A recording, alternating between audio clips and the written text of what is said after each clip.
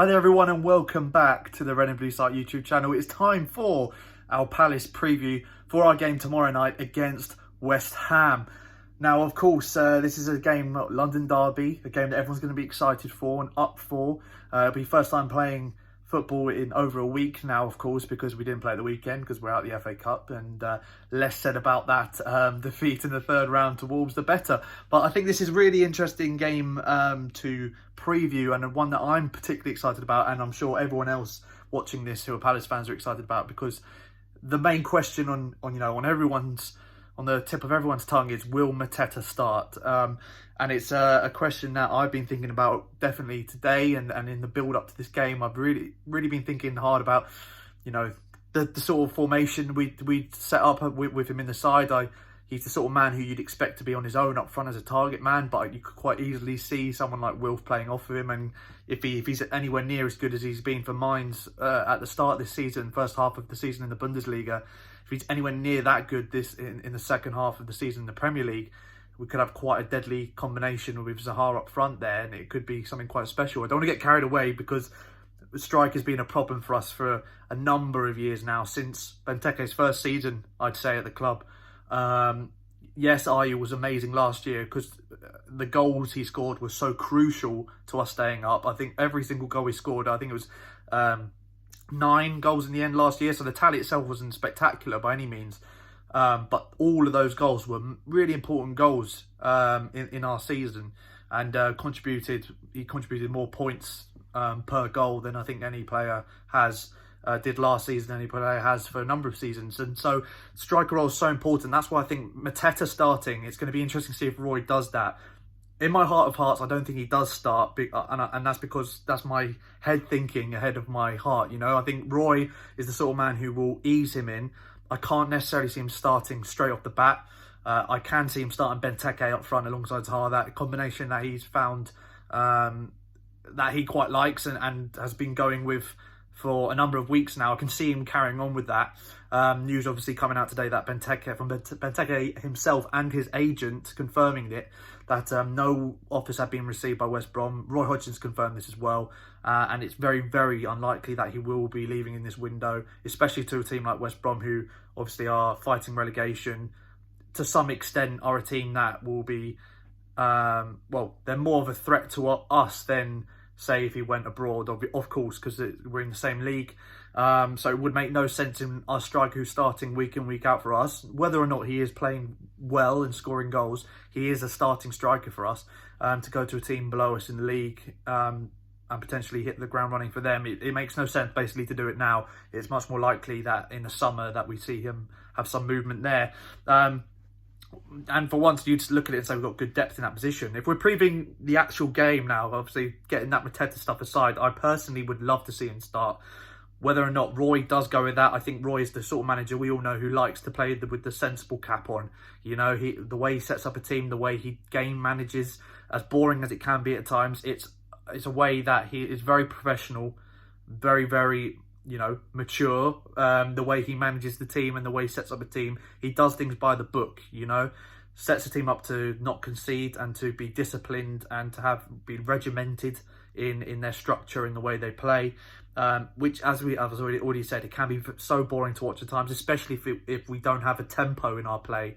When it's slow and you play it that way, it's very boring. Equally, when you play that way on the counter-attack and it's got some tempo to it and it's a bit more exciting, and we're pinging passes about left, right, centre. I think Fulham away was a great example early in the season, when you have a combination of good, a more creative player in there, or a more ball-playing player in the midfield like a Riedewald next to a workhorse like Luca, who can sit there and, although I don't think he's the best player in the world, sitting there in front of the back four and being disciplined in that role.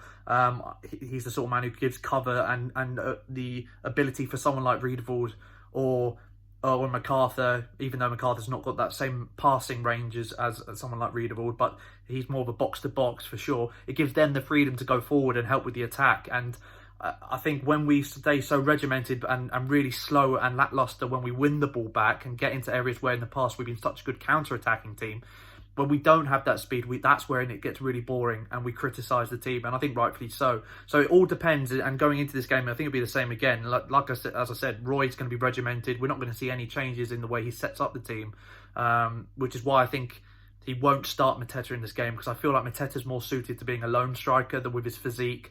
The way he's played for Mainz, he started as a lone striker for Mainz as well. I feel like he needs just a bit of time to adapt to, or to be bled into Premier League football and the style of football that Palace play. I think it is a bit of a switch up for him. You also look at the way West Ham play. I think the main talking point from them is going to be Ben Rama, obviously heavily linked with him in the summer. I think we did have a bid put in.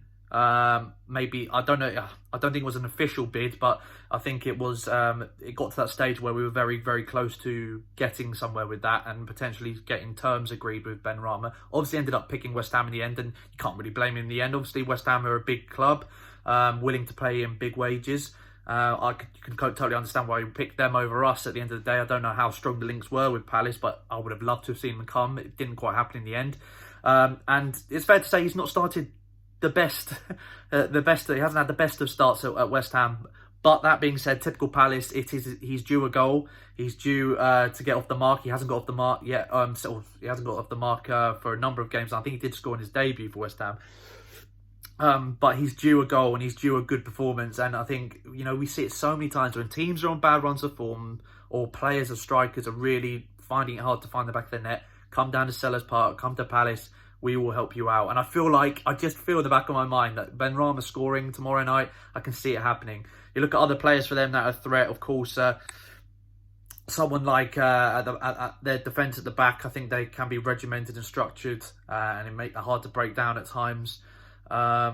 In the midfield, Declan Rice, of course, commanding things. I think if you can get a Declan Rice and rustle him a bit, it makes it a little bit more interesting, because he obviously does very well to dictate play for West Ham. So disrupting him and their tempo is going to be massive. Similar to us as well. If we have some time on the ball and West Ham give us respect, we look a lot better, going forward with a bit of pace than teams that press us and we give the ball straight back and we panic. That when that happens, we tend to see a goal coming quite quickly after that, when we're in that period where we can't keep possession and we panic and give the ball away. So it's all going to be about which team can retain possession for me the best and can use their pace and the counter-attack and the tempo. We've not really counter-attacked like we did when we got promoted, like we did in our first couple of seasons in the Premier League, 13-14, 14-15, that era, in the squad's development, where we were so good on the counter-attack and we were heavily seen as a counter-attacking team. Although we'd like to say that now we have players to play that way in counter-attack, you can't really, we've never really done that, in the same way. It's been a lot slower in the build-up. I just want to see some pace when we get the ball and to be direct, clinical. And that's why I think a big reason why we all have loved Eze. For me, he's been the player of the season so far. And that's saying something ahead of Wilf and his goals that Wilf's been scoring. He's having the season of his life so far for Palace. And I think Eze's starting to get the limelight because of the goal, not just the goals he scored, the goal against Burnley, insane run from him, the composure, maturity in his performance there. It's just the composure, maturity in all of his performances this season. The way he holds the ball is so disciplined. He will take on a man and be relaxed, and he very rarely gives away the ball, very, very rarely misplaces a pass, makes the right pass 9 times out of 10. And when he goes forward, he notices when there's a chance to counter-attack, and he will go and he will be direct, like against Burnley. He won't hesitate, which so many players tend to do this for the last couple of seasons for us. Hesitate in those areas where you just want them to run and be direct and to cause problems. So Eze is going to be massive. Can we get him and Will firing? Will Mateta start?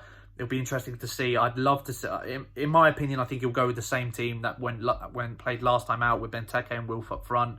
Probably Townsend, Eze on the wings, MacArthur, Luca in the middle, and then obviously Tompkins has got a knock, unfortunately, against his old club. But I think Tompkins has started so well after his injury coming back into the team. Maybe a chance for Cahill to come back in. Obviously Cahill was alongside Tompkins there against Man City.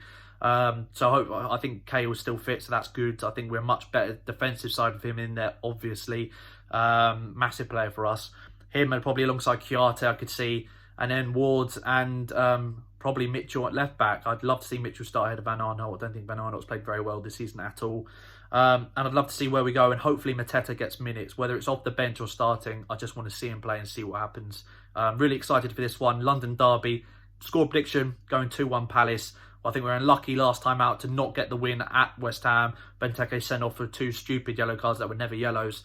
Fingers crossed we can get the job done this time out at Selhurst Park.